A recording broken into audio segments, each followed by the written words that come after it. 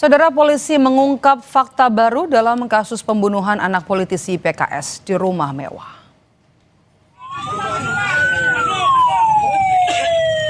Polisi saat ini masih memeriksa 8 orang saksi termasuk orang tua korban untuk mengungkap kasus pembunuhan anak politisi PKS. Polisi menyebut tidak ada petugas keamanan di rumah mewah saat korban dianiaya pelaku. Korban hanya bersama kakaknya saat peristiwa terjadi. Polisi juga tidak bisa mendapat bukti CCTV di rumah mewah karena rusak 2 minggu sebelum pembunuhan. Polisi memastikan kasus ini sebagai pembunuhan bukan perampokan karena tidak ada barang yang hilang. Bisa ada 8 orang yang terdiri dari keluarga korban dan dari pihak lain. Korban ini orang tua? Ya, termasuk orang tuanya. Sebelumnya itu udah rusak. Setelah dicek, rusak. Tapi di rumah sendiri ada security pribadi nggak tuh? Tidak ada security pribadi. Jadi pada saat kejadian itu hanya ada 2 orang, antara adik yaitu korbannya bersama kakaknya. Berarti tidak ada CCTV di rumah itu ya? Ada CCTV, cuman dalam keadaan rusak. Sudah berapa lama rusak? Kira-kira 2 minggu sebelum kejadian.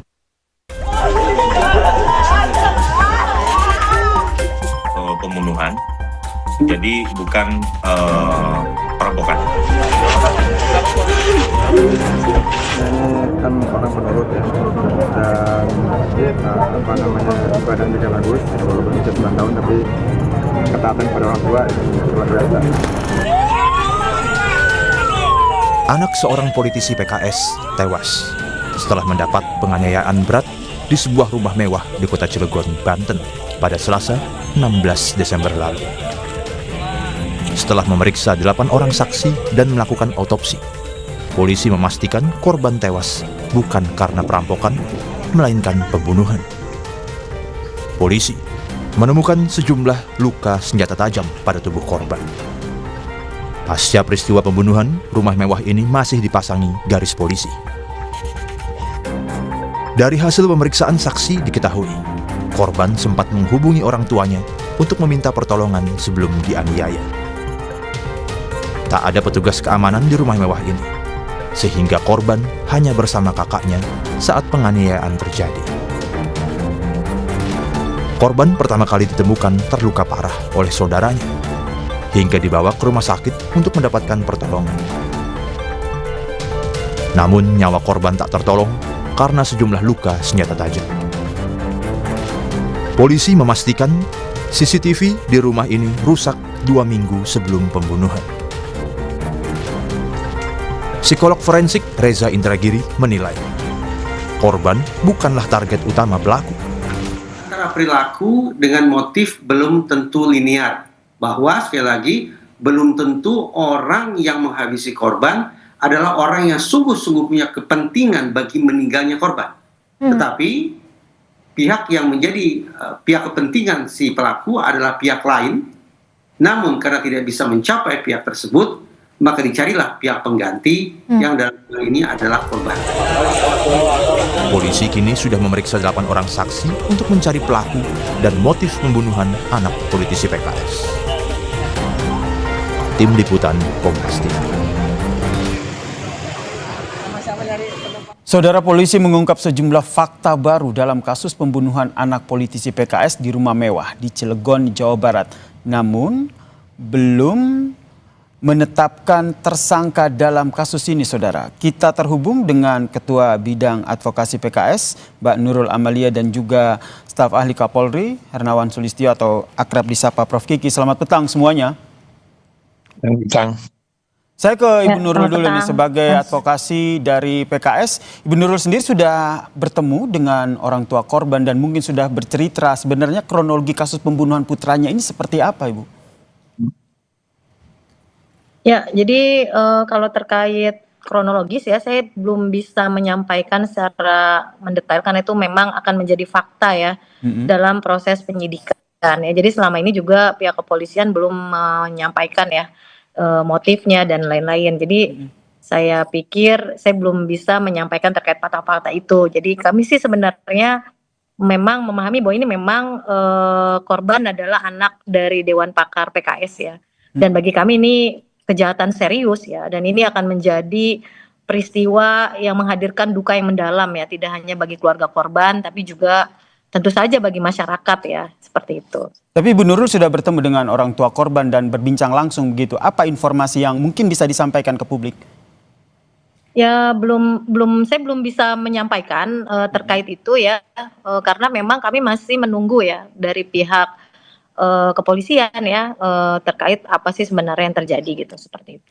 Jadi Prof, saya belum bisa menyampaikan.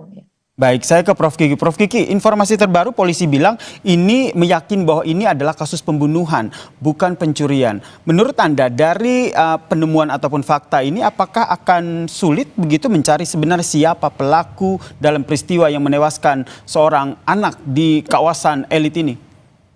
Saya kira kalau lihat data sementara nggak sulit. Masalahnya polisi harus memastikan karena pendekatan evidence based dalam pengungkapan suatu kasus itu memerlukan waktu. Misalnya nunggu hasil otopsi itu yang normal 4 hari. Nah, sementara publik pasti minta besok sudah ada tersangkanya. Bu, kalau di situ artinya ada catatan medis bahwa ini urgent sekali dilakukan otopsi bisa 1 hari, bisa selesai 1 hari, tapi tidak mungkin di bawah 1 hari. Nah, itu satu. Yang kedua, belum resistensi keluarga, udah meninggal sudahlah, biasanya kan seperti itu sikapnya. Ya sudah, tapi ada kan anggota keluarga yang pasti akan ngotot dicari, kalau dicari ya harus otopsi. Karena sebetulnya kalau kasusnya itu sudah pembunuhan atau diduga pembunuhan, barang jenazah itu milik negara. Jadi harus ada kompromi dari pihak keluarga, jenazahnya diotopsi. Kalau otopsi dalam itu ya dibuka, dadanya dibuka, semua diteliti satu persatu gitu. Nah, yang ketiga, evidence base ini juga termasuk bahwa dalam suatu kejahatan tidak boleh ada orang yang dikecualikan dari sangkaan. Jadi kalau dugaan itu pembunuhan seperti ini dari pihak keluarganya, dari pihak 4 orang ada yang dipecat oleh bapaknya almarhum, itu semua tidak boleh ada yang dikecualikan dari dugaan sebagai pelaku. Termaksud menelusuri ataupun menyelidiki sebenarnya apakah ada kaitannya dengan profesi ayah korban yang menjadi seorang politisi dan juga background dari seorang pengusaha ini? Oh iya, pasti itu harus ada dugaan ke arah sana. Jadi cara bekerjanya kan semua, misalnya ada 10 orang dari lingkungan profesional ayahnya, dari lingkungan bisnis gitu. Lalu teman-teman korban juga tidak boleh dikecualikan. Jadi teman-teman korban harus ditelusuri, diselidiki.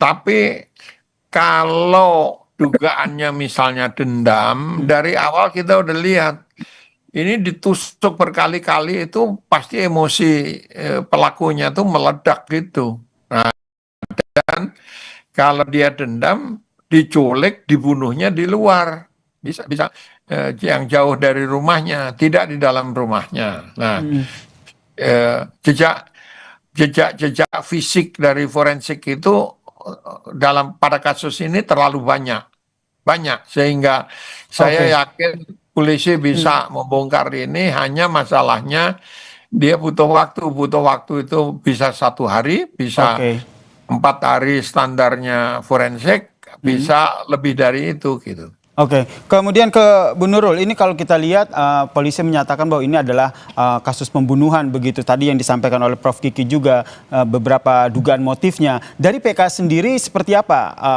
mendorong proses hukum dalam kasus ini?